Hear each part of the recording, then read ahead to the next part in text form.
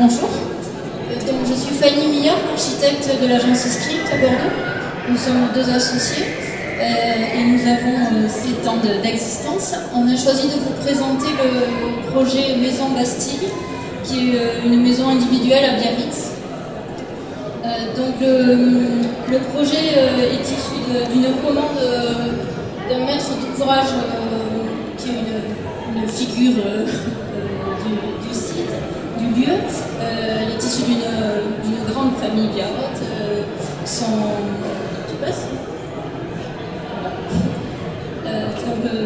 Son papa est Georges Hannebut, qui est un artiste, peintre, sculpteur et un des premiers surfeurs de Biarritz. C'est lui qui a inventé le leash, l'attache qui lie le surf au surfeur. Donc c'est toute une culture locale qui se transmet avec ce maître d'ouvrage qui a à la fois un attachement et un ancrage à la culture basque locale et à la fois une ouverture à la culture contemporaine. Donc, le site se situe dans le centre de Biarritz, en rouge là, relativement proche du centre et de la côte. Il est issu d'une division parcellaire d'un terrain qui appartient à la famille. Vous le situez en rouge. Il appartient à un ensemble plus complet. Donc, la maison avec piscine qu'on voit à gauche, c'est la maison d'une des sœurs du maître d'ouvrage. Et donc, notre maître d'ouvrage a hérité de toute la partie droite du terrain et a choisi de le diviser en deux, de manière à en revendre une partie et à financer la construction de la maison sur l'autre partie. Donc, c'est une figure un peu ressemblante au précédent projet. Donc c'est un site très beau, très végétalisé, mais très contraint aussi parce qu'il a une grande partie qui est en zone espace boisé classé, à respecter et inconstructible évidemment. Donc on voit là en orange la partie constructible du terrain, ce qui reste des différentes réglementations urbaines.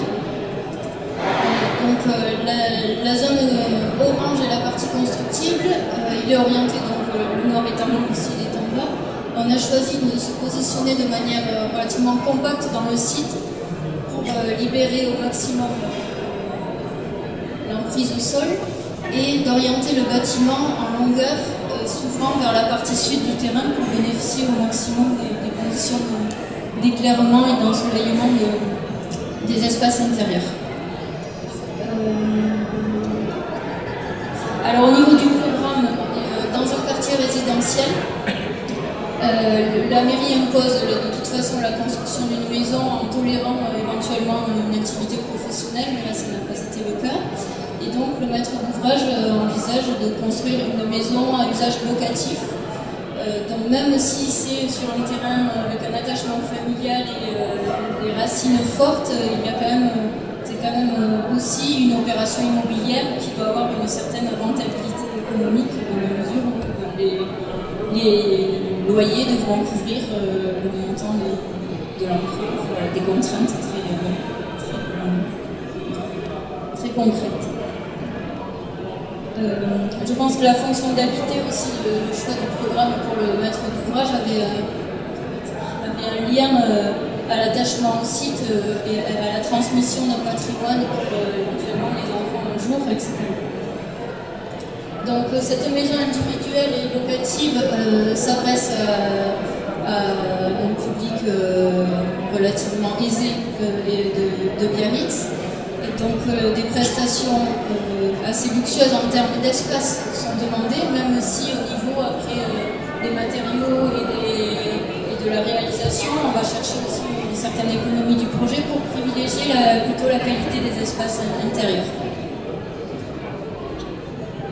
Donc, le parti pris pour le projet essentiellement sont deux, c'est parti pris d'orientation, une attitude assez environnementale où on souhaite que le site pénètre vraiment dans le bâtiment. C'est un bâtiment compact avec beaucoup d'ouvertures mais qui permettent au site de vraiment glisser dans cette bande dans cette bande poreuse.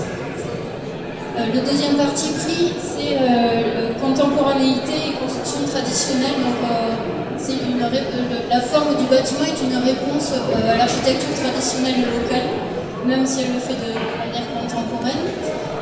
Son architecture et sa typologie font référence vraiment donc, aux grandes façades blanches et perforées des grandes façades des fermes basques.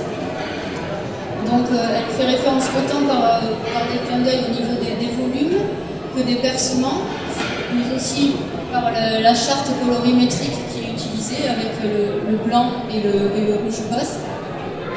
Et enfin, on a voulu faire un clin d'œil au loriot qui est l'espace ouvert mais couvert qui se situe dans les fermes basques, qu'on a réinterprété en créant un espace ouvert et couvert dans la maison qui permettent de profiter des demi-saisons qui sont très agréables au Pays Basque. Donc là c'était un petit topo des évolutions d'un projet parce qu'on en voit souvent la finalité, mais c'est intéressant de revenir sur le déroulement de la première esquisse jusqu'au projet définitif. Donc au départ, le fameux loriot se trouvait au milieu de la maison, comme c'est traditionnellement dans les fermes.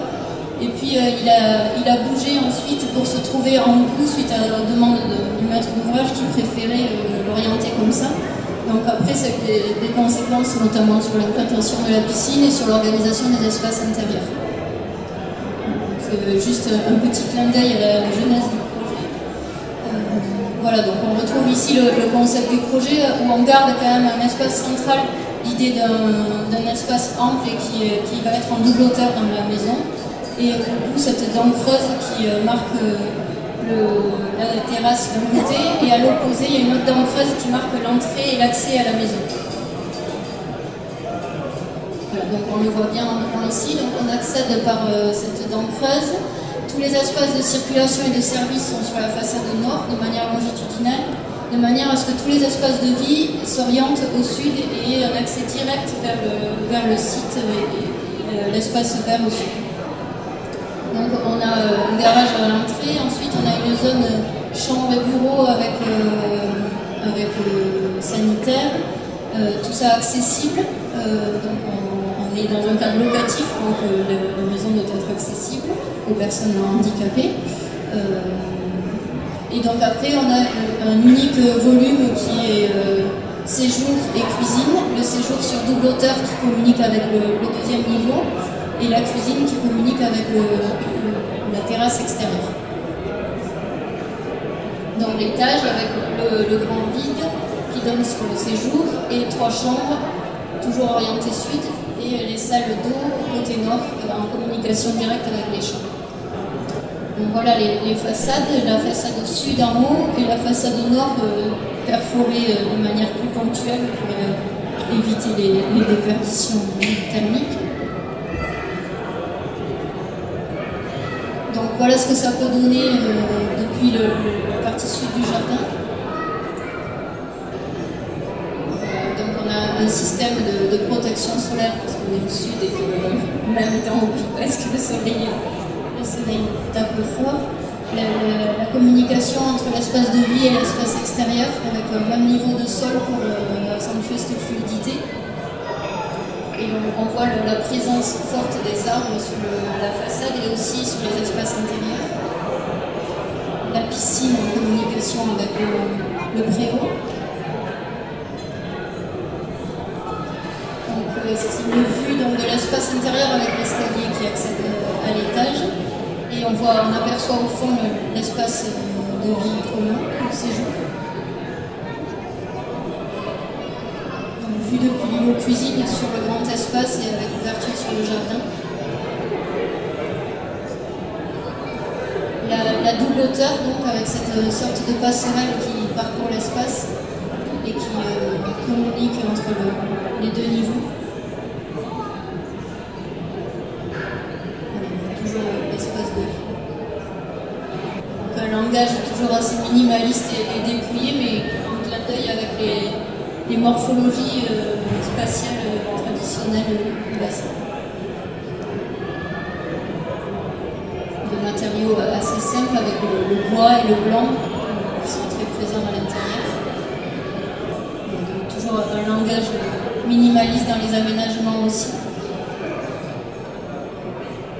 Et donc le patio d'entrée, par lequel on accède à la maison, avec la touche finale de notre agence, et particulièrement de mon associé, qui personnalise les projets à chaque fois en offrant au client une peinture urbaine issue du site dans lequel se positionne le projet.